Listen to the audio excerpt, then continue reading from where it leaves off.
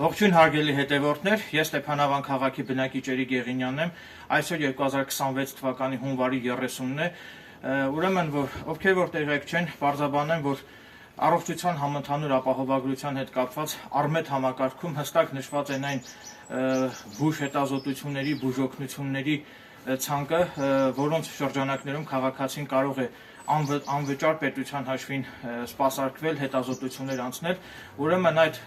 Արմետ համակարգում նշված է, որ քաղաքացին իրավունք ունի առողջության ապահովագրության շրջանակներում մեկ տարվա ընթացքում 6 անգամ, այսինքն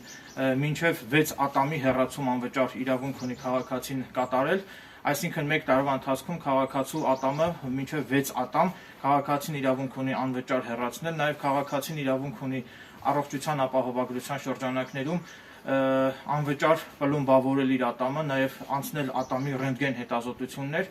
Այդ կապակցությամբ ես այսօր շրջել եմ Ստեփանավան քաղաքում գտնվող բոլոր ստոմատոլոգիական կլինիկաներում, մինչդեռ բոլոր ստոմատոլոգիական կլինիկաներում ինձ հայտնեցին, որ առողջապահության նախարարությունը իրենց հետ չի կնքել պայմանագիր առողջության ապահովագրության շրջանակներում քաղաքացիներին անվճար սպասարկելու համար։ Նաև նշեմ, որ որոշ մարդկանց իրավագիտակցությունը բավականին ցածր է, վստահ եմ, որ շատ ու շատ մարդիկ չգիտեն, որ հնարավոր է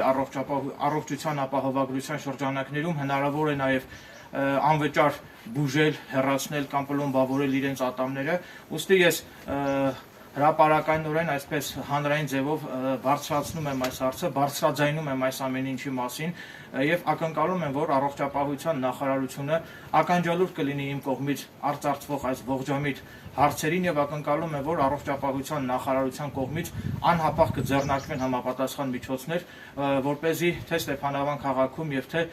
Ստեփանավան քաղաքի հարակից գյուղերի բնակչությունը նույնպես այսուհետև հնարավորություն ունենա